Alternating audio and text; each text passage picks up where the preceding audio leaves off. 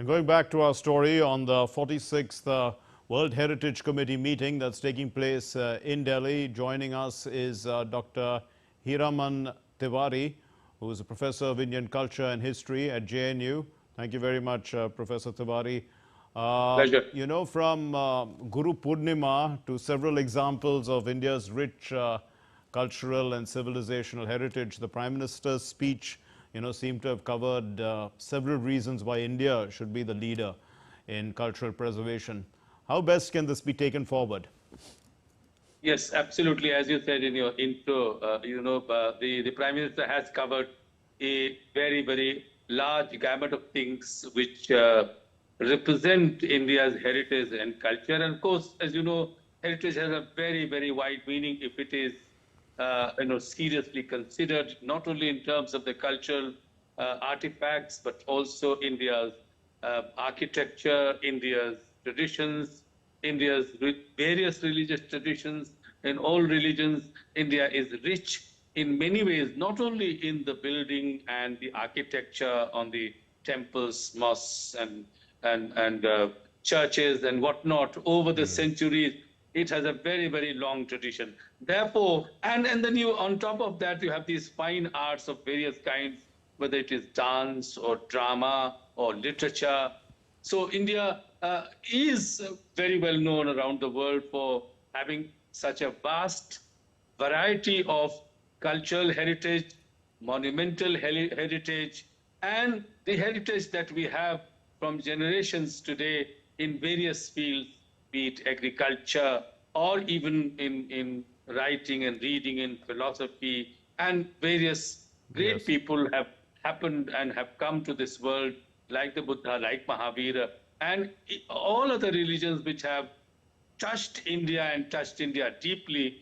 There, of course, philosophy and science is now part of our cultural heritage. So therefore, this conference, of course, is extremely important that India is hosting, and Indians and scholars, archaeologists and scientists and all kinds of experts in the field of cultural heritage, political heritage, and historical heritage of all kinds, they need to ponder and ruminate how best not only to preserve it, but also to make it prosper and well known around the world.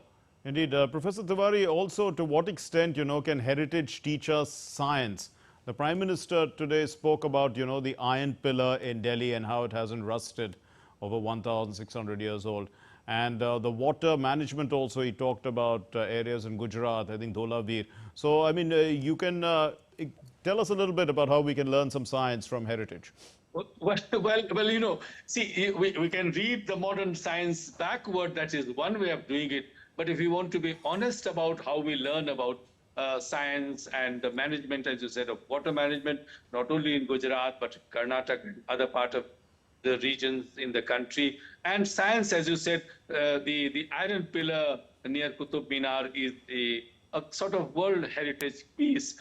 So we need to see what kind of chemical understanding or the understanding of chemistry and physics and biology that these ancient Indians had, and whatever they did at that time appears remarkable, sounds remarkable. It passes the test of even the time today. So this is one way of looking at it, that within the limited resources and means and technology, if they could do it today, that we have so much technology, world technology, Indian technology at our disposal, perhaps we could further that and even understand and study and appreciate it. So, I mean, it would not be a very promising idea or rather very convincing idea to say that ancient had every technology and everything which we use today. That won't be proper. But for their time, for example, the art of writing, the art of memorizing things, or the water management you mentioned yourself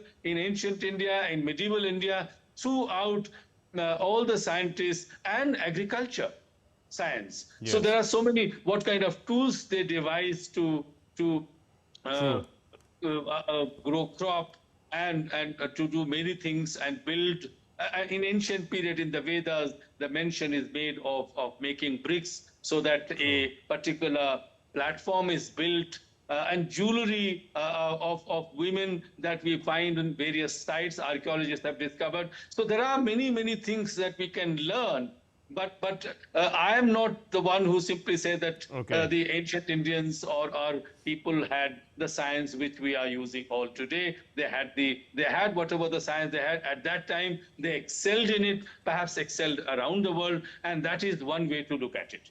Uh, Professor Tiwari, our cultural studies catching up as a subject, and do you see this bringing the world closer and also dealing with some of the most difficult questions like environmental decay and climate change? That's an excellent question. This is something that I didn't come to my mind until you asked me. The environmental decadence that we witness today, most of the ancient texts are very much concerned about water, about the forest, about what it does. And if you go back to the Vedic rituals, most of the rituals are celebrating these metaphysical aspects and elements that we even deal today. We can look at them scientifically, measure them most appropriately. But at that time, the kind of imaginative ideas that these ancestors of ours had in understanding the world and trying to find a way to not only to survive, but also to preserve the concern for the forest. The texts like the Ramayana and the Mahabharata are absolutely full of the ideas how not to harm. And one thing, whether one fully appreciates it or not, I would say that ancient Indians, the whole idea of trying to consider every element, every animal, bird, worthy of worship, that Right. in itself says that there is an empathic understanding, or there is an understanding of the element which we use today and how we should not harm it. And now billions of dollars are spent not only in researching, but organizing conclave and conventions to Right. understand what kind of catastrophe the modern development has had on our environment, on our air. And you and I know, living in Delhi every year, how much energy, how much Yes. scientific money and everything is involved, and still people are not very happy. So there is a very large body of text which talks about the concerns for the environment, and that if you preserve the animals in the environment, they will in turn protect you and help you survive better. We leave it there. Thank you very much, Professor Tiwari, for joining us. Hiraman Tiwari, Professor Thank you. of Indian Culture at JNU.